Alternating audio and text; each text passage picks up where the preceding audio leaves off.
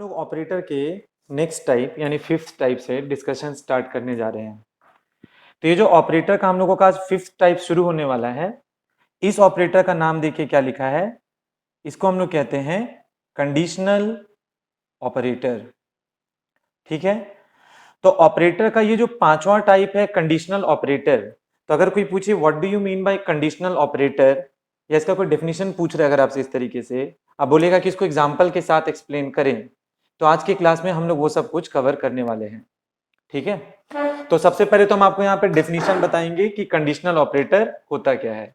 देखिए इसका डेफिनेशन आप क्या लिखेंगे, it is the ternary operator. It is the ternary operator consisting of question mark and colon sign। ठीक है, तो पहली बात तो आप ये पॉइंट क्लियर कर लें, ध्यान से सुन लें।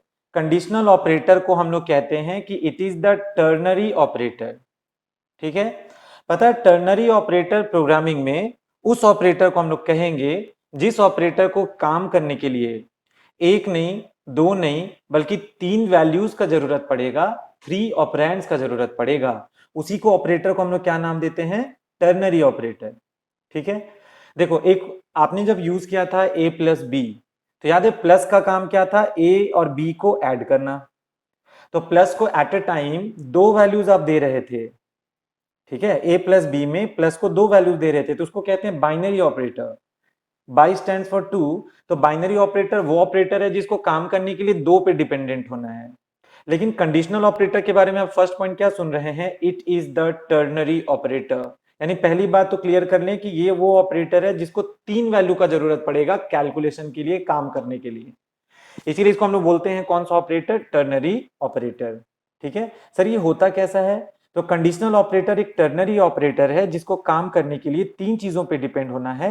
लेकिन ये ऑपरेटर दरअसल में कॉन्सिस्ट करता है, मिल के बनता है इन दो निशानों को मिला के। तो एक सिंबल कौन सा यूज करेंगे आप, क्वेश्चन मार्क, और एक सिंबल आप कौन सा यूज करेंगे, कोलोन का साइन। तो ये जो दोनों सिंबल का जो आप ग्रुप करेंगे, इसी ग्रुप को आप नाम देंगे conditional operator.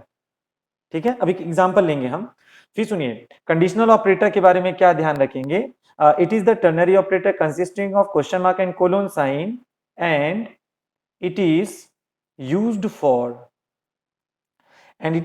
For framing the conditional statement.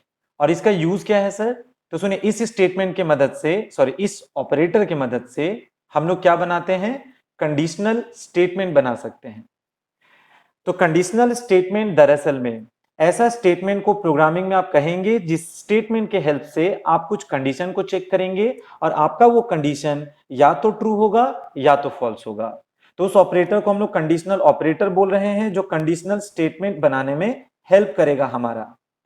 Sir ये समझ नहीं आ रहा कि काम कैसे करेगा, सर ये कंडीशन कैसे चेक करेगा और ट्रू फॉल्स का डिसीजन या निर्णय कैसे लेगा, तो उसको अब हम लोग यहाँ पे पैटर्न या सिंटैक्स या फॉर्मेट देखकर लिखकर समझने जा रहे हैं। तो देखिए सबसे पहले हम आपको एक बात बता दें, कंडीशनल ऑपरेटर को अगर आप अपने प्रोग्राम में यूज करना चाहते हैं, तो प्रोग्राम में कोई भी टॉपिक को अगर आप इस्तेमाल करने का तरीका सीखना चाहते हैं, उस लिखने के तरीके को प्रोग्रामिंग में सिंटैक्स बुलाते हैं। और सिंटैक्स का मतलब दरअसल में सिंपल बोलचाल में कहें तो इसका मतलब होता है क्या, जनरल फॉर्मेट, यानी कि किसी चीज को इस्तेमाल करने का साधारण सा तरीका, उसको हम लोग जनरल फॉर्मेट कह रहे हैं। या फिर आप इसको और क्या बोल सकते हैं, आप इसको बोल सकते हैं ग्रामेटिकल रूल। ग्रामेटिकल रूल मतलब देखो प्रोग्रामिंग तो लैंग्वेज है ना, सी प्लस प्लस जो प्रोग्रामिंग है वो भी तो एक भाषा है, और हर भाषा में कुछ फॉर्मेट्स को तय करने के लिए उसमें ग्रामर फॉलो होता है। हिंदी पढ़ेंगे तो भी व्याकरण पढ़ते हैं, इंग्लिश पढ़ते हैं तो उसका अपना ग्रामर होता है। तो प्रोग्रामिंग में हर टॉपिक को जब आप पढ़ते हैं तो उसका ग्रामेटिकल रूल जो आप सीखते हैं उसी को सिंटैक्स का दर्जा देते हैं। फाइन, तो सिंटैक्स को हम लोग जनरल फॉर्मेट भी कहते हैं, ग्रामेटिकल रूल भी कहते हैं। तो आज हम आपको ये बताने जा रहे हैं कि आखिर ये कंडीशनल ऑपरेटर को यूज करने का फॉर्मेट क्या है, रूल क्या है, या फिर सिंटैक्स क्या है। तो आइंदा से हम लोग ये वाला वर्ड ही यूज करेंगे, सिंटैक्स, किसी रूल को रिप्रेजेंट करने के लिए। तो देखिए सबसे पहले यहाँ पे क्या हो रहा है, कंडीशनल ऑपरेटर का सिंटैक्स या फॉर्मेट कैसा है, इसमें सबसे पहले आप यहां पे लिखेंगे टेस्ट एक्सप्रेशन 1। हम आपको बता चुके हैं ना, एक्सप्रेशन में ऑपरेटर और ऑपरेंड्स का कलेक्शन हो सकता है। और यहां जो लिखा है टेस्ट एक्सप्रेशन, इसमें दरअसल में आपको क्या करना है, टेस्ट एक्सप्रेशन में कंडीशन को चेक करना है। और जब इसमें कंडीशन को चेक करेंगे, तो कंडीशन को चेक करने के बाद यहां पे आपको क्वेश्चन मार्क यूज करना होता है, ठीक है। और उसके बाद यहां पे हम क्या लिख रहे हैं, एक्सप्रेशन 2, ठीक है। और उसके बाद कोलोन का सिंबल यूज करना होगा और अल्टीमेटली एंड में आपको लिखना होगा एक्सप्रेशन नंबर 3, ठीक है। अब समझिए हो क्या रहा है। देखो, ये जो टेस्ट एक्सप्रेशन 1 लिखे हैं हम, इस टेस्ट एक्सप्रेशन को सिंपल बोलचाल में यहां पे आप उसको बोल सकते हैं कि ये हमारा कंडीशन है, वो condition that we have to check, वो condition that we have to verify. तो अगर आप कंडीशन जो यहां पे लिखेंगे उसी को टेस्ट एक्सप्रेशन 1 के नाम से हम लोग समझ रहे हैं। कॉमन सेंस की बात है, जब आप कंडीशन को चेक करते हैं तो या तो कंडीशन आपका ट्रू होगा, नहीं तो कंडीशन आपका फॉल्स होगा, ठीक है। सोचिए, अगर यहां कंडीशन आपने चेक किया, कंडीशन ट्रू जब होगा तो ये आपका कंट्रोल को डाइवर्ट करके इसके पास फेंकेगा, एक्सप्रेशन 2 के पास, और ये वाला जो हिस्सा है दैट विल बी एलिमिनेटेड, ये रिजेक्ट हो जाएगा, एलिमिनेट हो जाएगा। कब? जब आपने कंडीशन चेक किया and if your condition is true, then this part will be executed and this part will be rejected. ये वर्क नहीं करेगा अगर ये ट्रू है, तो ये वर्क करेगा बीच वाला हिस्सा। कब? जब ये ट्रू होगा तब। सर क्या होगा कि आपका कंडीशन फॉल्स हो तो जब आपका कंडीशन फॉल्स होगा तो पता है ये रिजेक्ट हो जाएगा and this will be executed. यानी कंडीशन फॉल्स होने पे ये हिस्सा एग्जीक्यूट करेगा और ये हिस्सा, सॉरी बीच वाला जो हिस्सा है वो रिजेक्ट हो जाएगा। यानी फॉल्स होने पे this will be executed, true होने पे दिस विल बी एग्जीक्यूटेड। तो आप ध्यान से देखिए, कंडीशनल ऑपरेटर हम किसको बोले, क्वेश्चन मार्क और कोलोन का जो पेयर है, इस पेयर को हम लोगों ने क्या नाम दिया, कंडीशनल ऑपरेटर, ठीक है। देखो, क्वेश्चन मार्क और कोलोन का जो पेयर हम लोगों ने यूज किया, this is your conditional operator. और इस कंडीशनल ऑपरेटर को इस्तेमाल करने के वक्त आपने 3 हिस्सों को समाया। फर्स्ट हिस्सा को कहेंगे कि वो कंडीशन चेक कर रहा है, बीच वाला हिस्सा जो सेकंड हिस्सा उसको कहेंगे कि वो ट्रू बॉडी है, क्योंकि ट्रू होने पे ही यहां जाते हैं, और थर्ड हिस्सा को बोलेंगे कि वो फॉल्स बॉडी है, क्योंकि कंडीशन फॉल्स होगा देन ओनली आप उस हिस्से में मूव ऑन करते हैं। इजी। तो ये जो कंडीशनल ऑपरेटर है ये टर्नरी ऑपरेटर होता है, क्योंकि इसको 3 चीजों की जरूरत है। इसको हम लोग बोलते हैं कि ये कंडीशनल स्टेटमेंट बनाता है, ऐसा स्टेटमेंट बनाता है जिस स्टेटमेंट में कंडीशन चेक करने के बाद सही या गलत का निर्णय ले सकते हैं हम लोग। तो इस पूरे ग्रुप को, इस पूरे ऑपरेटर को हम लोग बुलाते हैं क्या, कंडीशनल ऑपरेटर। तो हम आपको उसका फॉर्मेट या सिंटैक्स बता चुके हैं। अब हम आपको कंडीशनल ऑपरेटर को समझने के लिए एक छोटा सा एग्जांपल लेने जा रहे हैं, और उसके बाद हम आपको इसका प्रोग्राम भी लिख के दिखाएंगे अभी, ठीक है। फिर किसी दिन प्रैक्टिकल दिखाएंगे, अभी उसका प्रोग्राम कॉपी इसी पे लिख के दिखाएंगे। तो पहले सुनिए, एक सिंपल एग्जांपल सुनिए, बिना प्रोग्राम का जस्ट स्टेटमेंट समझिए। देखिए, अगर लिखा जाता है इंट एज इक्वल्स, तो हम यहां पे इस लाइन की मदद से क्या कहना चाह रहे हैं कि मेमोरी में कंप्यूटर के इंटीजर टाइप के वैल्यू को होल्ड करने के लिए एक ब्लॉक का रिजर्वेशन हो गया, ब्लॉक रिजर्व हो गया। उस ब्लॉक का नाम क्या है, एज, जो आपने स्पेसिफाई किया। ओके, जब आप एज इक्वल्स कर रहे हैं, it means you want to put some value to this variable age. तो अगर हम एज का वैल्यू सपोज करो यहां पे दे दिए, मान लो 49, तो बता मेरे एज के कंटेनर में वैल्यू कितना होल्ड हो गया, 49, ठीक है। Now we have to check, whether the condition is true or false. So if my condition will become true, तो ये हमसे कहेगा कि he can vote, and if my condition becomes false, तो वो आपसे कहेगा he cannot vote या person cannot vote। तो सर वोट देने का कंडीशन क्या है, कि एज का वैल्यू अगर 18 या अबव होता है तो वो पर्सन वोट दे पाएगा, और अगर ऐसा नहीं है तो वोट नहीं दे पाएगा। ओके, तो देखो हम यहाँ पे क्या लिख रहे हैं, हम इंटीजर टाइप का एज नाम से घर बनाए, वैल्यू फिलहाल हम उसमें 49 डाल के रख चुके हैं, ठीक है। अब हम आपको ये वाला ऑपरेटर का यूज दिखा रहे हैं। देखिए, अगर आप लिखते हैं एज ग्रेटर देन और इक्वल टू 18, ठीक है, तो आपको तो पता है इस स्टेटमेंट में आप दरअसल में कंडीशन लगा रहे हैं। आप यहां कंडीशन लगा रहे हैं कि अगर उम्र 18 साल या उससे ज्यादा होता है तो कंडीशन ट्रू होगा और वो person will be eligible to cast his vote. तो सोचो, अगर ये ट्रू होगा तो हम यहां क्वेश्चन मार्क के बाद यहां ट्रू बॉडी बनाएंगे, और अगर ये रॉन्ग होगा तो हम यहाँ कोलोन के पीछे यहाँ पे फॉल्स बॉडी बनाएंगे। ठीक है, तो देखो हम क्या लिख रहे हैं यहाँ पे, एज ग्रेटर देन और इक्वल टू 18 है। आपको हम बता चुके हैं मॉनिटर पे मैसेज डिस्प्ले करने के लिए we will use cout, तो हम सी आउट के साथ इस सिंबल का यूज करके संदेश क्या लिखेंगे छपने के लिए, कैन वोट। और इस वाले हिस्से में हम सी आउट का ही यूज करके संदेश क्या छापने के लिए भेजेंगे, कैंट वोट। अब हमारा ये स्टेटमेंट क्योंकि खत्म हो रहा है तो अंत में हम यहां पे क्या लगा देंगे, सेमीकोलन। ठीक है, अंत में देखो हम यहां पे क्या लगा दिए, सेमीकोलन, क्योंकि हमारा स्टेटमेंट यहां पे अब ओवर हो रहा है, खत्म हो रहा है, बंद हो रहा है। ठीक है, अब जरा चेक करिए आप इस बार का आउटपुट क्या होगा। सपोज करो दिस इज माय मॉनिटर, तो मेरे मॉनिटर पे देखो अब आउटपुट क्या होगा यहां पे, बोलिए मेरे एज के अंदर वैल्यू कितना स्टोर है, 49। ठीक है, चेक करिए क्या 49 इज ग्रेटर देन और इक्वल टू 18, क्या मेरे एज में जो 49 है क्या वो 18 से बड़ा या बराबर है, हाँ बड़ा है। तो अगर ये बड़ा है यानी कि मेरा जो कंडीशन है वो क्या हो गया, ट्रू हो गया। तो सोच के देखो, ट्रू होगा तो इस हिस्से में जाएंगे या लास्ट में जाएंगे, ऑफ कोर्स ट्रू होगा तो बीच वाले हिस्से में जाएंगे। तो क्योंकि मेरा ये कंडीशन ट्रू है तो we will move to this portion. According to this value, condition has become true, so we will move to this portion. And if you will move to this portion, तो यहाँ पे क्या लिख रखे हैं आप, सी आउट। तो सी आउट का काम है आउटपुट देना, तो सी आउट यहाँ क्या आउटपुट देगा, इन्वर्टेड कॉमा में आपने लिखा है कैन वोट। तो आपकी स्क्रीन पे क्या जवाब आ जाएगा, कैन वोट। यानी कि अगर आप एज का वैल्यू कितना दिए हैं यहाँ पे, 18 से अबव या इक्वल दिए हैं, कंडीशन ट्रू होगा तो आप यहाँ पे मूव करेंगे और जवाब आएगा can vote. And this part has been eliminated for this particular example. Easy, very easy. लेकिन सुनो, अगर कोई एज का वैल्यू, सपोज करो एज का वैल्यू अब हम इरेज करके यहाँ पे 4 कर देते हैं, ये नहीं है, सिर्फ 4 है। अब मेरे एज में 4 आ गया, ठीक, तो मेरे एज के कंटेनर में 4 स्टोर हो गया। अब चेक करो 4 इज ग्रेटर देन और इक्वल टू 18, तो क्या 4 18 से बड़ा या बराबर है, हरगिज नहीं। So this time my condition has become false. तो अगर मेरा कंडीशन फॉल्स होगा तो फॉल्स होगा तो किस हिस्से में जाते हैं, थर्ड वाले हिस्से में। यानी अगर ये फॉल्स हुआ तो will move to this component. तो इस कंपोनेंट में क्या लिख रखे हैं आप, सी आउट, यानी कि कुछ आउटपुट आएगा। आउटपुट क्या आएगा, कैन नॉट वोट। तो इस बार आपके जवाब में कैंट वोट आ जाएगा। Very very easy. तो आप समझ रहे हैं कंडीशनल ऑपरेटर को टर्नरी क्यों कहा गया, क्योंकि इसमें 3 कंपोनेंट्स को शामिल किया गया है।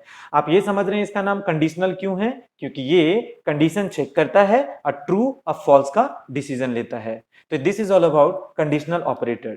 तो कंडीशनल ऑपरेटर किस तरीके से काम किया एक छोटे से एग्जांपल में आप देख चुके हैं, लेकिन इस ऑपरेटर को प्रॉपर वे में इलस्ट्रेट करने के लिए अब हम एक और प्रोग्राम कराने जा रहे हैं। ठीक है, तो अभी प्रोग्राम कॉपी पे हम एक्सप्लेन करने वाले हैं ड्राई रन मेथड से। तो ये प्रोग्राम, इस टाइप का प्रोग्राम एग्जाम्स में पूछा भी हुआ है, तो आप अच्छे से इसको देख लीजिए, बहुत इजी प्रोग्राम है। देखिए सपोज कीजिए मेरा क्वेश्चन है ऐसा, क्वेश्चन हम लिख रहे हैं यहाँ पे, राइट अ प्रोग्राम। आपको पता है राइट अ प्रोग्राम को, प्रोग्राम का मतलब बताए हैं, कंप्यूटर को जो इंस्ट्रक्शंस देते हैं वो प्रोग्राम है। आप प्रोग्राम को लिख, जो आप लिख रहे हैं उसी के लिए क्वेश्चन क्या मिला है, राइट अ प्रोग्राम, शॉर्ट में उसको वैप लिखा है। तो write a program to find the largest of the 2 numbers. ठीक है, क्वेश्चन आप समझ रहे हैं क्या बोल रहा है, क्वेश्चन कह रहा है आज आप C++ लैंग्वेज में एक ऐसा प्रोग्राम लिखिए, ऐसा निर्देश दीजिए अपने C++ के थ्रू कंप्यूटर को कि वो क्या करेगा, तो 2 नंबर्स में से पता लगाएगा कि which number is greater, which number is largest, ये आपको पता लगाना है। ठीक है, लेकिन हम इसमें क्वेश्चन में कुछ एडिशनल इंफॉर्मेशन जोड़ रहे हैं, यूजिंग द कंडीशनल ऑपरेटर। तो एग्जाम्स का ना ये एकदम कॉमन क्वेश्चन होता है, यूजिंग द कंडीशनल ऑपरेटर आपसे कह देगा कि you have to find largest of the 2 numbers, कभी कह देगा स्मॉलेस्ट ऑफ द 2 नंबर्स, कभी कह देगा largest of the 3 numbers using conditional operator. ठीक है, तो अभी हम लोग 2 नंबर में से लार्जेस्ट निकाल रहे हैं, फिर 2 नंबर में से स्मॉलेस्ट निकालना बहुत इजी हो जाएगा, उसके बाद हम लोग 3 नंबर में से भी लार्जेस्ट निकालना सीखेंगे अभी। तो हम आपको ये एक्सप्लेन करने के लिए प्रोग्राम यहाँ पे लिख के बताने जा रहे हैं। ठीक है, बिना प्रैक्टिकल के थ्योरी में देखने जा रहे हैं उसको, फिर प्रैक्टिकल उसका दिखाएंगे बाद की क्लास में। सुनिए, आपको याद है C++ में जब आप प्रोग्रामिंग लिखते हैं तो आपको मॉनिटर पे कुछ डिस्प्ले कराना होता है। ठीक है, मॉनिटर पे कुछ छापना होता है तो आप सी आउट की यूज करते हैं, और अगर आपको कीबोर्ड से कुछ पढ़ना होता है तो आप वहां पे सी इन का हेल्प लेते हैं। ये बात हम आपको सेकेंड क्लास में बता चुके हैं। जो नहीं देखें प्लीज प्रीवियस वीडियो में देख के उसको रिवाइज कर लीजिएगा, बहुत इजी होता है वो सब। तो उसको हम यहाँ पे फिर से इलाबोरेट करेंगे, ठीक है। तो देखिए सबसे पहले हम अपने प्रोग्राम को शुरुआत कहाँ से कर रहे हैं, hash include iostream dot H. Okay, हम यहाँ पे अभी कोई conio डॉट एच नहीं लेने जा रहे हैं। conio डॉट एच से क्या होता था वो सब आप उस वीडियो में देखिएगा। प्रोग्राम का जो लाइफ है वो कहां से स्टार्ट होगा, एग्जीक्यूशन वॉइड मेन फंक्शन से, इन दिस वे, ठीक है। अब हम इसके अंदर लिखने जा रहे हैं int a comma B comma large. हम अभी बताएंगे इस स्टेटमेंट से होगा क्या। फिर देखो हम यहाँ पे सी आउट का यूज करके इन्वर्टेड कॉमा में मैसेज पूछ रहे हैं, enter the two numbers. So this will ask for the two numbers and you have to enter the two numbers through the keyboard. तो वैल्यूज को रीड करने के लिए you are going to use the cin statement. तो ये scene क्या करेगा, first value को रीड करके ए में स्टोर करेगा और सेकेंड वैल्यू को रीड करके बी में स्टोर करेगा, ठीक है। अब आपको पता लगाना है कि लार्जेस्ट नंबर कौन है, तो हम लिख रहे हैं large equals A is greater than B, then question mark, then A, then colon, then B. Very very easy. And finally हम यहाँ पे आउटपुट डिस्प्ले करने में इंटरेस्टेड है, तो सी आउट के साथ हम यहाँ पे मैसेज क्या लिखेंगे, largest number equals, here I'll write large, so you'll get your answer. So main function is over, life is over.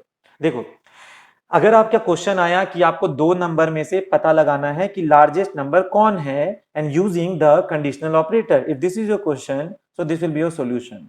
तो अब हम बता दें कि इस कोड में होगा क्या, किस लाइन से क्या होता है।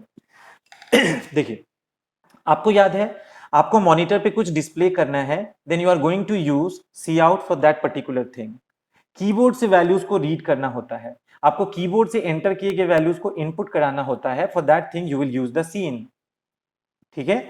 हम आपको पहले बता चुके हैं कि सी आउट का काम होता है आउटपुट करना, सीन का काम होता है इनपुट करना, और अगर आपको ये दोनों चीजों को इस्तेमाल करना है तो आपको प्रोग्रामिंग में मार्गदर्शन की जरूरत है, गाइडेंस की जरूरत है। और सी आउट और सी इन को यूज करने के लिए हम लोगों का जो मार्गदर्शन है, हम लोगों का जो गाइडेंस है, उसको प्रोवाइड करने के लिए प्रोग्रामिंग सी प्लस प्लस में इंक्लूड किया जाता है हेडर फाइल को। यानी कि अगर आपको ये यूज करना है तो आपको क्या इंक्लूड करना पड़ेगा, हेडर फाइल को। कौन सा हेडर फाइल को, तो input output stream dot H. हम बता चुके हैं डॉट एच का मतलब होता है कि वो एक हेडर फाइल है। हेडर फाइल एक ऐसा स्पेशल फाइल होता है जिसके अंदर पहले से कुछ रिसोर्सेज, कुछ चीजों को बना के रखा गया है, और उन चीजों को अगर आप प्रोग्राम में इस्तेमाल करना चाहते हैं तो उस हेडर फाइल को सर्विस देने के लिए इंक्लूड कराना पड़ता है उस पर्टिकुलर प्रोग्राम में, ठीक है। तो हम यहाँ पे सी आउट और सी इन को इस्तेमाल करने में इंटरेस्टेड हैं, तो इन दोनों को हम तभी यूज कर सकते हैं जब हमने प्रोग्राम में क्या इंक्लूड किया है, क्या मंगा लिया है, क्या शामिल कर लिया है, तो एक हेडर फाइल, ठीक है। मतलब दुकान आप बुलाएंगे तभी आप उसका सर्विस यहां पर ले पाएंगे, ठीक है। तो यहां पे हम लोगों ने सबसे पहले कौन से हेडर फाइल को मंगाया, input output stream dot H. तो इनपुट स्ट्रीम बोलते हैं सी इन को, आउटपुट स्ट्रीम बोलते हैं सी आउट को। तो सी इन हो गया इनपुट स्ट्रीम, सी आउट हो गया आउटपुट स्ट्रीम। तो ये दोनों तभी यूज कर पाएंगे जब आपने क्या मंगा रखा होगा, क्या शामिल कर रखा होगा, हेडर फाइल iostream.h को। तो ये तो आपको रोज लिखना है जब आप प्रोग्रामिंग में सी आउट सीन इस्तेमाल करेंगे तब, ठीक है। सेकेंड चीज क्या है, आपको पता है कि आपके प्रोग्राम का जो आत्मा है, आपके प्रोग्राम का जो लाइफ है, आपके प्रोग्राम का जो जिंदगी है, उसको कंट्रोल करता है वॉइड मेन फंक्शन, ठीक है। इसके अंदर का क्या कंटेंट है अभी आप उस पर मत जाइए, अंदर के कंटेंट्स को मत देखिए, आप ये देखिए कि प्रोग्राम का जो एग्जीक्यूशन है, प्रोग्राम का जो लाइफ है, that will start from the main function from here and it will end at the closing part of the main function, it means here. तो this is the life of your program practically जब वो execute करता है तब, ठीक है। तो देखो यहां पे हम लोगों ने लिखा void main function, और हर प्रोग्राम में लाइफ एग्जीक्यूट कराने के लिए आपको ये स्टेटमेंट तो लिखना होता है। तो पता है क्या होगा, आपके प्रोग्राम का एग्जीक्यूशन जब स्टार्ट होगा तो that will be done from this particular segment, और यहां से जब आपके प्रोग्राम का लाइफ शुरू होगा तो इसमें एंटर करते के साथ वेरी फर्स्ट स्टेटमेंट आप देखिए, आप सारे बच्चे स्टेटमेंट से फेमिलियर हैं, आपको पता है ये लाइन क्या करता है। ये लाइन क्या करेगा, कंप्यूटर मेमोरी में इंटीजर टाइप का इंटीजर समझ रहे हैं ना, राउंड फिगर वाले वैल्यूज का मेमोरी में 3 वेरिएबल्स का 3 ब्लॉक्स का रिजर्वेशन करेगा। तो ये बताओ मेमोरी में फर्स्ट ब्लॉक किस नाम से आपने रिजर्व कर लिया? ए के नाम से। This will not be visible to you, आप समझिए बस ये चीज, ये दिखता थोड़ी ना है। तो मेमोरी में इंटीजर टाइप का घर किस नाम से बन गया? ए के नाम से। एक ब्लॉक किस नाम से रिजर्व हो गया? बी के नाम से। और एक वेरिएबल किस नाम से रिजर्व हो गया? लार्ज के नाम से। यानी कि मेमोरी में आपने देखा कितने वेरिएबल्स का रिजर्वेशन हो रहा है? 3 वेरिएबल्स का। First is A, second is B and third is large. आपको याद है सेमीकोलन का काम था बंटवारा करना, सेपरेशन करना, तो आपका ये स्टेटमेंट यहां पे टर्मिनेट हो जाएगा और बाकी की चीजों से बंट जाएगा। फाइन, नेक्स्ट लाइन पे आइए। नेक्स्ट लाइन में आपने लिखा है C out. So C out was your output stream. C out एक ऐसा आउटपुट स्ट्रीम है जो धारा प्रवाहित करता है आउटपुट करने के लिए मॉनिटर पे। फाइन, तो ये सी आउट आपके मॉनिटर पे किस चीज का धारा प्रवाहित करेगा? तो जो इन्वर्टेड कॉमा में आप यहां पे मैसेज लिखे हैं उस चीज का। ठीक है, सपोज कीजिए दिस इज योर मॉनिटर, मान लेते हैं ना, मानने में क्या जाता है, दिस इज माई मॉनिटर। तो मेरे मॉनिटर पे ये जो सी आउट है वो क्या डिस्प्ले करने को भेजा मैसेज को? लेफ्ट शिफ्ट करके पढ़ो इन्वर्टेड कॉमा में what has been written, enter the two numbers. So you will get this message onto your monitor. So message will be like this, enter the two numbers. ठीक है, तो देखिए जब आपके monitor पे मैसेज आया enter the two numbers, तो इसको पढ़ के आप समझ जाएंगे practically that you have to enter the two numbers. Fine, तो आप 2 नंबर्स डालिए कीबोर्ड से। अब जरा सोचिए हम कीबोर्ड से पहला नंबर जो चेक करना चाहते हैं वो हम दे दिए 8। ओके, सेकेंड नंबर जो हम चेक करना चाहते हैं वो हम दे दिए 20। तो जब ये हमसे पूछा कि एंटर द टू नंबर्स, तो हम वो 2 नंबर्स कौन कौन सा टाइप किए? 8 एंड 20। आपकी मर्जी, आपको जो इंटीजर नंबर देना है 2 दीजिए, हम तो अभी ये दे के टेस्टिंग कर रहे हैं। अब क्वेश्चन ये उठता है आखिर ये 2 नंबर्स 8 एंड 20 आपने टाइप कहां से किया, आपने भेजा कहां से?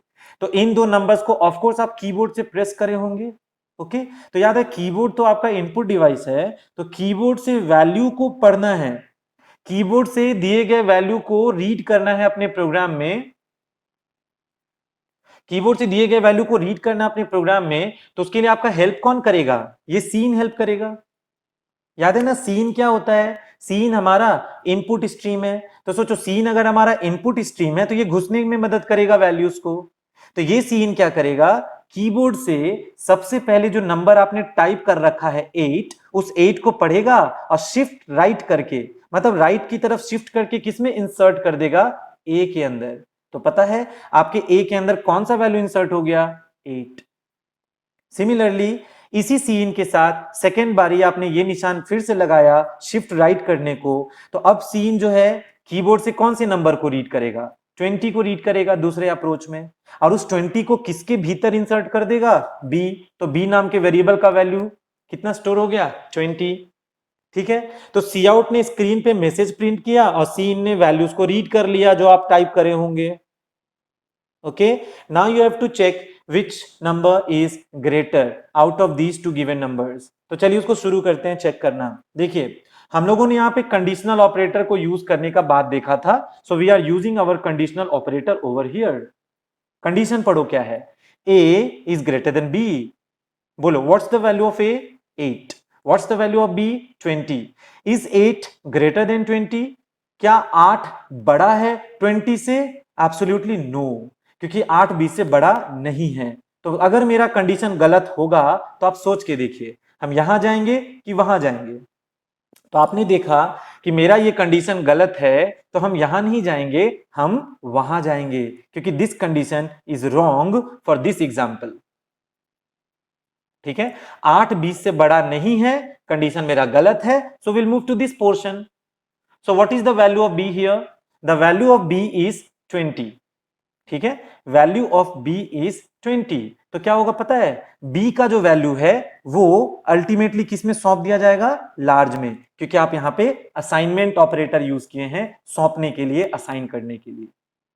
देखो यहां पे कहीं सी आउट तो नहीं लिखे, हम थोड़ी देर पहले एग्जांपल में यहां सी आउट कर रहे थे, इसमें कोई सी आउट नहीं है, बल्कि इसमें क्या होगा? कंडीशन ट्रू होगा तो इसका वैल्यू लार्ज में सौंपेंगे, और अगर ये रॉन्ग होगा तो इसका वैल्यू को लार्ज में सौंपेंगे। इसमें तो ये किया गया है फिलहाल। ठीक है ना। तो 8 इज ग्रेटर देन 20 रॉन्ग है, तो हम इसमें जाएंगे तो b का वैल्यू जो 20 है वो किस में सौंप दिया जाएगा, लार्ज में। So the value of large becomes how much, 20। See it's clear कि बड़ा नंबर दोनों में कौन है, 20। और ये चेक करने में हेल्प किसने किया, हमारा कंडीशनल ऑपरेटर ने हेल्प किया हमारा। सी, तो result has been obtained, now it's the time to display the result. तो रिजल्ट डिस्प्ले करने के लिए अगेन आपको किसका इस्तेमाल करना पड़ेगा, सी आउट का। तो चलिए हम लोग सी आउट यूज करते हैं। देखो सी आउट देख के आप समझ गए होंगे कि कुछ तो डिस्प्ले होगा अब, क्योंकि C out is your output stream. तो ध्यान से देखो, इस सी आउट ने मॉनिटर पे क्या डिस्प्ले करने को लेफ्ट शिफ्ट किया, क्या लेफ्ट शिफ्ट किया, पढ़ो इन्वर्टेड कॉमा में, largest number equals. So you will get the message, you will get the message here, largest number equals, largest number equals. यहां तक समझ में आया। अब देखो, इस सी आउट ने इस मैसेज को एक लॉट में तो भेजा छापने को, सेकेंड लॉट में लार्ज का जो कंटेंट है, सेकेंड वाले शिफ्ट में लार्ज का जो वैल्यू है उसको वो प्रिंट करने को भेजेगा आपके मॉनिटर पे यूजिंग दिस सी आउट। तो बताओ लार्ज का कंटेंट कितना है, 20। So answer you will get here is 20। So final answer कितना प्रिंट हो गया आपका, देखिए, लार्जेस्ट नंबर इक्वल्स, लार्ज की वैल्यू कौन है, 20। ठीक है। अब देखो लास्ट में main function is over. See, main का डेडलाइन आ गया, तो main is over, therefore program execution is also over, program is also over. तो इस तरीके से आप इसमें यह पता लगाए कि दो नंबर में बड़ा कौन है यूजिंग कंडीशनल ऑपरेटर। अच्छा सुनो, इस क्वेश्चन में हम थोड़ा सा इस वैल्यू में हम चेंज कर रहे हैं, फिर से स्टार्ट करते हैं। हेडर फाइल कौन से इंक्लूड किया आपने, iostream.h, in order to help your C out and C in streams. Okay, life कहां से शुरू हो गया एग्जीक्यूशन, void मेन फंक्शन से, ये तो एवरी टाइम होना ही है।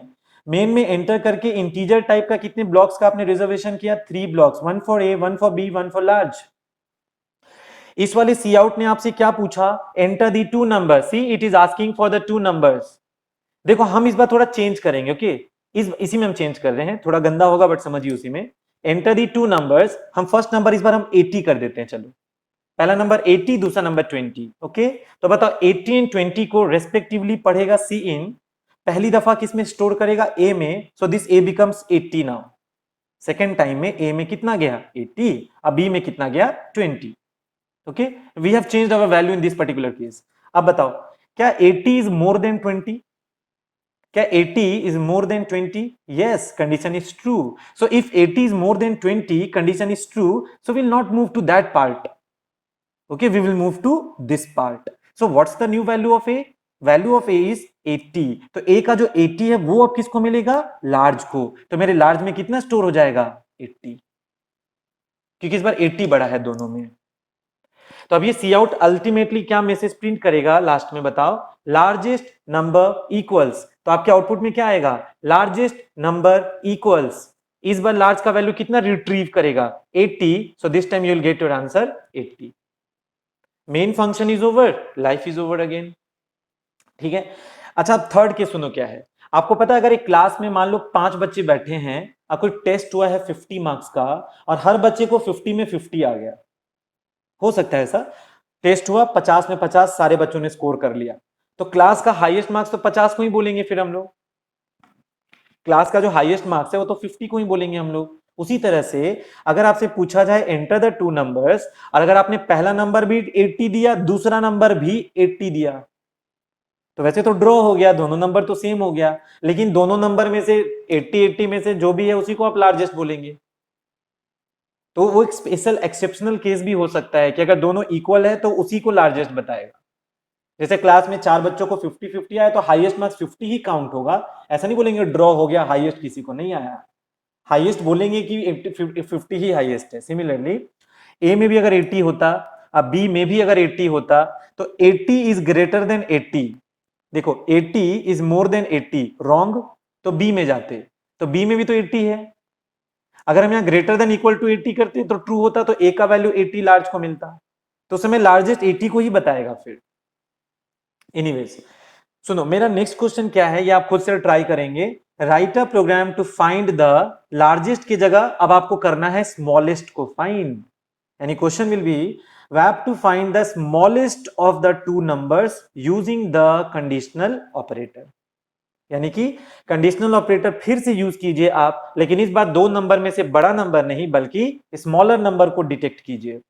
तो कैसे आप दो नंबर में से छोटा नंबर को फाइंड करेंगे, उसका आंसर बहुत इजी है।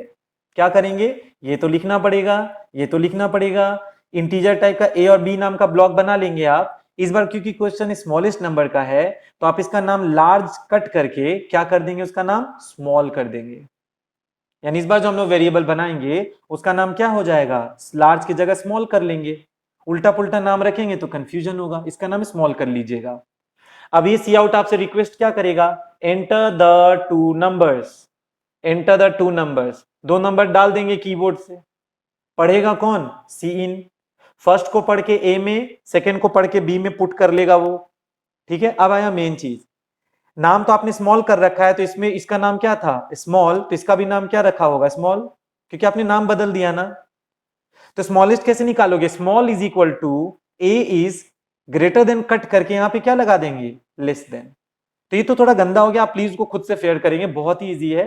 ए इज स्मॉलर देन बी करेंगे, निशान बदल देंगे। ओके, तो ए अगर बी से सीरियसली छोटा है तो मेरे ए का जो वैल्यू होगा that will be assigned to small. और अगर ए का वैल्यू बी से छोटा नहीं है यानी कि बी फिर छोटा कहलाएगा, तो बी का value will be assigned to small. और यहां का मैसेज में क्या चेंज कर लोगे, smallest number is equal to, इसको कट करके क्या कर लेना, स्मॉल। Very very. अब हम लोग कंडीशनल ऑपरेटर का यूज करके थ्री नंबर में से लार्जेस्ट कैसे निकालते हैं उसका एक प्रोग्रामिंग चलिए दिखाते हैं हम आपको। तो इस बार हम लोगों का क्वेश्चन क्या है, देखिए क्वेश्चन है write a program, write a program यानी शॉर्ट में वैप, to find the largest of the, इस बार आपको largest of the two numbers नहीं है, largest of the three numbers है। Write a program to find the largest of the three numbers, उसके आगे क्या लिख रहे हैं, यूजिंग कंडीशनल ऑपरेटर। मतलब ये हुआ कि आप एक ऐसा प्रोग्राम लिखिए जो तीन नंबर्स में से पता लगाएगा कि लार्जेस्ट नंबर कौन सा है। तो हम आपको अभी बता चुके हैं कि दो नंबर में से लार्जेस्ट कैसे फाइंड आउट करते हैं, यूजिंग कंडीशनल ऑपरेटर। अब वो चेंज होकर डेटा कितने नंबर के लिए दे दिया है, थ्री नंबर्स के लिए लार्जेस्ट निकालने के लिए डेटा आपको दिया हुआ है। तो प्रोग्राम कैसे करेंगे, तो बेसिक स्केलेटन तो प्रोग्राम का वैसा ही होगा जो हम आपको अभी पढ़ा चुके हैं। क्या करेंगे उसके लिए, आपको सबसे पहले hash include header file include करना होगा। कौन सा हेडर फाइल आप इंक्लूड करने वाले हैं, iostream.h। उसके बाद फिर क्या करेंगे, प्रोग्राम का एग्जीक्यूशन आप कहां से शुरू करेंगे, वॉइड मेन फंक्शन से। आप देखिए अभी हम क्लियर स्क्रीन सबके लिए कोनियों वगैरह कुछ नहीं लगा रहे, नॉर्मल लेके चल रहे हैं हम।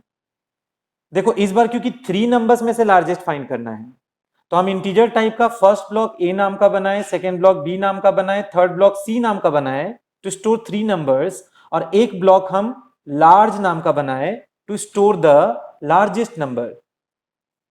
ओके, अब देखो यूजर से पूछना पड़ेगा ना, सी आउट की हेल्प से क्या पूछना पड़ेगा, एंटर द थ्री नंबर्स। पिछली बार आपने टू नंबर्स पूछा, इस बार आप थ्री नंबर्स पूछने वाले हैं।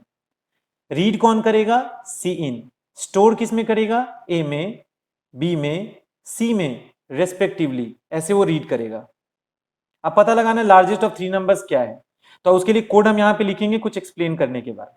फाइनली हमको आंसर डिस्प्ले करना है तो हमको क्या लिखना होगा, सी आउट लार्जेस्ट नंबर इक्वल्स, अब मेरा आंसर कहां स्टोर है, लार्ज में, वो कर देंगे। तो अगर आप रफली देखेंगे तो इसमें का जो कोड्स लिखा हुआ वो आपका रफली पढ़ा हुआ ही है, अभी जो पढ़ाए थे ट्रू नंबर में से लार्जेस्ट वैसा ही है ऑलमोस्ट। बस यहाँ पे एक नंबर सी बढ़ गया, मैसेज में टू की जगह थ्री हो गया, सी में ए और बी होके रुक गए थे, इस बार सी तक पढ़े हैं। देखो बीच का स्टेटमेंट हम आपसे डिस्कस करके अभी लिखेंगे, और लास्ट में फाइनल आंसर यहाँ पे मैसेज में डिस्प्ले हो रहा है। ये सब सेम है, कॉमन है पहले की तरह। ठीक है, तो पहले इन चीजों को देख लेते हैं फिर इस बीच वाले कोड पे आते हैं। बोलो, सी आउट और सी इन के मार्गदर्शन के लिए, सी आउट और सी इन के गाइडेंस के लिए, सी आउट और सी इन को प्रॉपरली यूज करने के लिए आपने किसको शामिल किया, आपने किसको इंक्लूड किया, आपने किसको मंगाया, एक हेडर फाइल। कौन सा हेडर फाइल आपने मंगाया, input output stream dot H. ये तो करना है सी आउट और सी इन के लिए। नेक्स्ट देखिए, प्रोग्राम का execution will again start from the main function. यहां से प्रोग्राम का एग्जीक्यूशन चालू होगा, वो आप समझ रहे हैं। पता है, जैसे ही प्रोग्राम का एग्जीक्यूशन वॉइड मेन फंक्शन से स्टार्ट होगा, तो इस लाइन का मतलब तो आप फेमिलियर है पहले से। ये लाइन क्या करेगा, इंटीजर टाइप के वैल्यू को होल्ड करने के लिए 4 वेरिएबल्स का रिजर्वेशन करने जा रहा है। फर्स्ट वेरिएबल उसने बनाया क्या नाम का, ए। सेकेंड वेरिएबल क्या नाम का बना, बी। थर्ड वेरिएबल क्या नाम का बना, सी। और इसका जो आंसर है वो हम लोग किसमें स्टोर करने के चक्कर में है, लार्ज में। ठीक है, 3 नंबर्स के लिए एबीसी और रिजल्ट के लिए लार्ज बना रखे हैं हम। सेमीकोलन लगा, लाइन हो गया टर्मिनेट।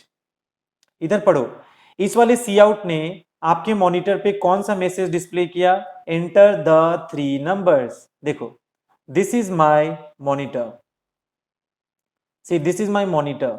तो मेरे मॉनिटर पे ये जो सी आउट है वो कौन सा मैसेज डिस्प्ले करेगा, एंटर द 3 नंबर्स। ठीक है, तुरंत मेरे मॉनिटर पे एक मैसेज आ गया। कौन सा मैसेज आ गया, एंटर द 3 नंबर्स। तो पिछली बार 2 नंबर्स पूछा था, तो याद है आप कीबोर्ड से 2 नंबर्स एंटर किए थे। इस बार आपको 3 नंबर्स एंटर करने पड़ेंगे। तो हम यहाँ पे 3 नंबर देखो क्या क्या दे रहे हैं, मेरी मर्जी, हम इसमें 8 दें पहले। सेकेंड वैल्यू हम कितना दे रहे हैं, 10। और थर्ड वैल्यू हम कितना दे रहे हैं, 30। आपको जो 3 नंबर्स की टेस्टिंग करनी है आप वही नंबर्स डाल दीजिए, लेकिन इंटीजर्स के लिए, क्योंकि हम इंट के लिए वर्क कर रहे हैं। एनीवेज, तो ये जो 3 नंबर्स हमने डाला, 8, 10 एंड 30, इन तीनों को कहां से आप टाइप किए रेस्पेक्टिवली, ऑफकोर्स कीबोर्ड से। तो कीबोर्ड से वैल्यू रीड करने की रिस्पॉन्सिबिलिटी है सीन के पास।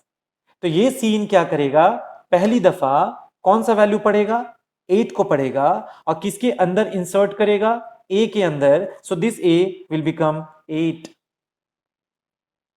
अब बताओ नेक्स्ट वैल्यू कितना टाइप किए आप, 10। तो ये सीन क्या करेगा, नेक्स्ट वैल्यू जो 10 है उसको इनपुट करा देगा किसके अंदर, बी के अंदर। सो मेरे बी के अंदर कितना गया, 10। अब ये जो सीन है वो थर्ड वैल्यू कौन सा पढ़ा, 30। 30 को सीन ने पढ़ के किसके अंदर डाला, सी के अंदर। तो सी बिकम्स 30 नाउ। वेरी इजी, तो ये तो करना ही था। अब आया मेन चीज, आपको पता लगाना है कि आखिर ये 3 नंबर्स में से बड़ा नंबर कौन है। ठीक है, तो देखिए इसको करने के लिए आपको क्या स्ट्रेटेजी चुनना पड़ेगा। आपको क्या करना पड़ेगा, पहले आप 2 नंबर का कंपटीशन कीजिए।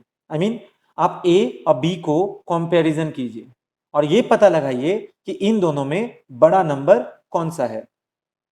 ठीक है, तो पहले आप ए और बी 2 वैल्यूज को चेक कीजिए, दोनों में जो बड़ा वैल्यू है उसको सॉल्व करके, उसको फाइंड करके किसको सौंप दीजिए, लार्ज को दे दीजिए। यानी पहले इन दोनों में कंपटीशन होगा, फिर जो विनर होगा बड़ा नंबर के पॉइंट ऑफ व्यू से, वो रिजल्टेंट किसको मिलेगा, लार्ज को। तो अब बताओ, अब मेरे लार्ज में कितनों में का लार्जेस्ट वैल्यू आ गया, 2 में का लार्जेस्ट वैल्यू आ गया, पर आपको तो 3 में से लार्जेस्ट निकालना है। तो अब आप क्या करेंगे, इन दोनों के कंपटीशन में जो विनर हुआ है उसको जाके अब आपको किसके साथ चेक करना है, सी के साथ चेक करना है।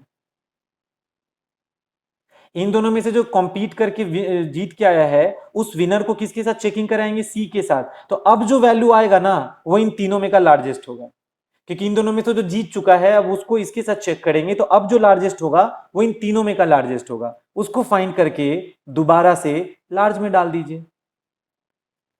तो सर लार्ज में क्यों डाल रहे हैं दोबारा, लार्ज तो वेरिएबल है, वो वेरिएबल उस वक्त इन दोनों में का लार्जेस्ट रखा था, अब हम लोग उसमें नया लार्जेस्ट जाके स्टोर कर देंगे, इसीलिए हम लोग ऐसा करेंगे। अलग से घर बनाने की जरूरत नहीं है, इसी को रीयूज कर लो लार्ज को। ओके, चलो दिखाते हैं। यहां थ्योरी में तो स्ट्रेटेजी समझ गए, कोडिंग में देखो क्या करना पड़ेगा। हम यहां पे क्या लिख रहे हैं, पहले क्या बताए थे हम, पहले क्या बताए थे हम, 2 में का लार्जेस्ट निकाल के लार्ज को देना है। ठीक है, तो उसके लिए क्या कोड लिखोगे, पहले इन दोनों में का लार्जेस्ट निकाल के लार्ज को देना है, तो क्या कोड लिखोगे, क्या लिखोगे बताओ, large is equal to, large is equal to, इन दोनों में से पहले पता करो कौन है बड़ा, तो क्या लिखोगे, ए इज ग्रेटर देन बी। ठीक है, क्वेश्चन मार्क, क्वेश्चन मार्क, ए कोलोन बी, ऐसे लिखेंगे आप। ये तो अभी भी पढ़ा चुके हैं प्रीवियस एग्जांपल में। अगर ए बी से बड़ा होगा तो ए जाके स्टोर हो जाएगा लार्ज में, और अगर बी बड़ा होगा तो बी जाके स्टोर हो जाएगा लार्ज में।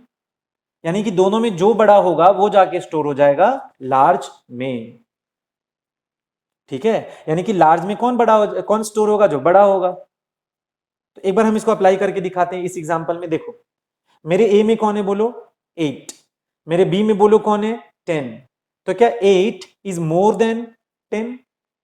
बोलो क्या 8 का वैल्यू 10 से बड़ा है क्या?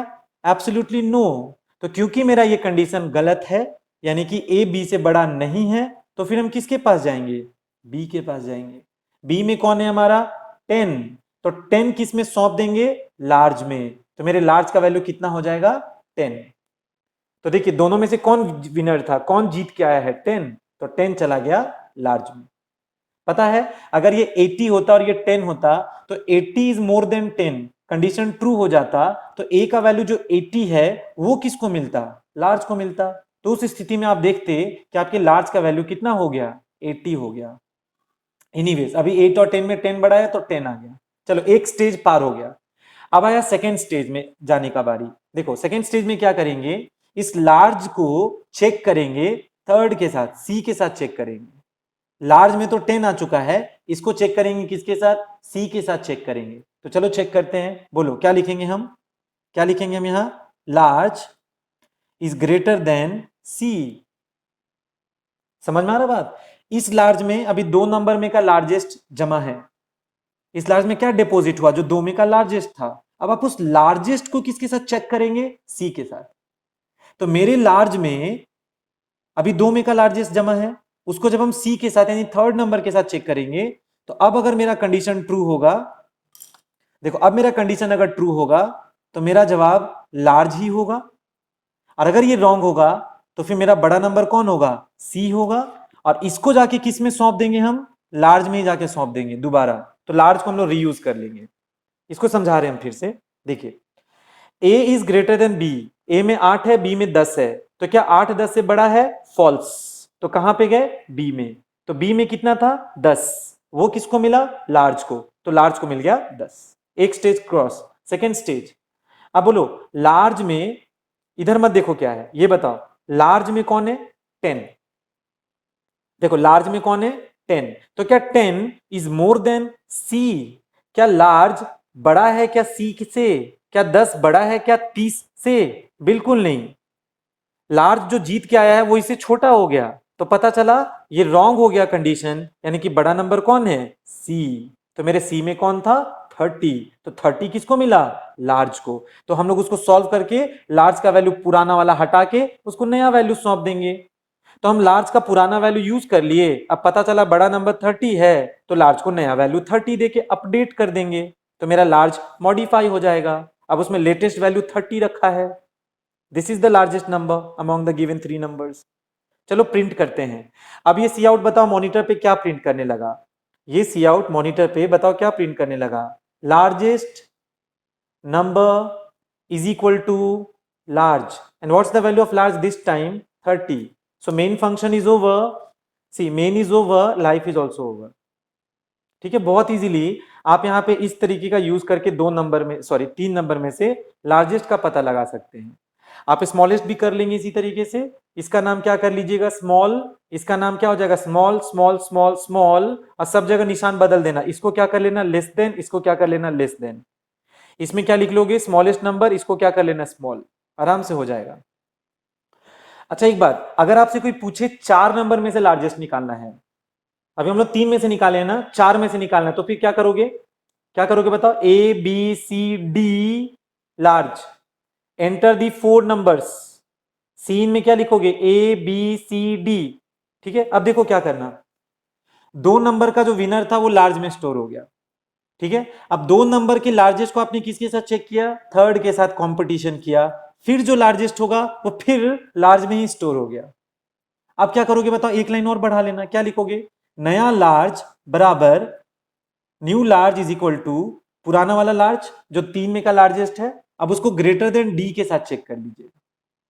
तो अब जो विनर होगा वो किसको मिलेगा? लार्ज को। तो इस तरीके से आप उसमें स्टेप्स बढ़ाते जा सकते हैं। पर अगर क्वेश्चन आता है कि आपको 50 नंबर में से लार्जेस्ट निकालना है, देखो 2 नंबर में था ठीक हो गया, 3 में था ठीक था, 4 में था चलो वो भी ठीक ही हो गया, लेकिन अगर 50 नंबर, 80 नंबर, 100 नंबर में लार्जेस्ट देगा तो ऐसे नहीं ना करते फिरेंगे इतना लंबा स्टेप। सोचो बहुत दिक्कत होगा। तो वैसे प्रॉब्लम को सॉल्व करने के लिए जहां पे बड़े बड़े लिस्ट में से लार्जेस्ट निकालना है, वैसे केस में आप एक चैप्टर पढ़ेंगे जिसका नाम है एरेज। तो एरेज में आप सीखेंगे कि कैसे ग्रुप ऑफ एलिमेंट्स में से लार्जेस्ट निकालते हैं। लेकिन अभी छोटा मोटा 2-3 नंबर है तो इसी तरीके से टैकल किया जा सकता है। तो ये था हम लोगों का कौन सा ऑपरेटर का यूज जो हम लोग डिस्कशन कर रहे थे, ऑपरेटर का फिफ्थ टाइप जिसका नाम था कंडीशनल ऑपरेटर।